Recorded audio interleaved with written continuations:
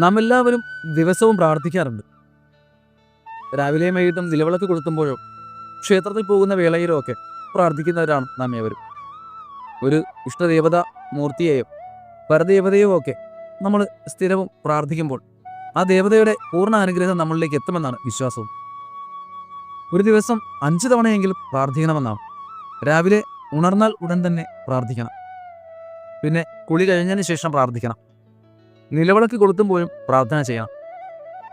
ഭക്ഷണവേളയിലും അതുപോലെ ഉറങ്ങാൻ കിടക്കുന്ന വേളയിലും നമ്മൾ പ്രാർത്ഥിക്കണമെന്നാണ്. ഉറങ്ങാനായി കിടക്കുന്ന വേളയിൽ അവിടെ കിടന്നുകൊണ്ട് പ്രാർത്ഥിക്കാം. ബാക്കിയുള്ള വേളകളിലൊക്കെയും നിന്നോ ഇരുന്നോ വേണം പ്രാർത്ഥിക്കാൻ. മനസ്സ് ശാന്തമാക്കിയിട്ട് ശുദ്ധമായ ചിന്തയോടെ ആ ദേവതാ ഉപാസന ചെയ്യുന്നതിലൂടെ ആ ദേവതയുടെ പൂർണ്ണ അനുഗ്രഹം നമ്മളിലേക്ക് എത്തുമെന്നാണ് വിശ്വാസം. നമ്മുടെ ജീവിത വഴിയിൽ ഒരു വഴികാട്ടിയായിട്ട് ആ മൂർത്തി എപ്പോഴും കൂടെയുണ്ട്.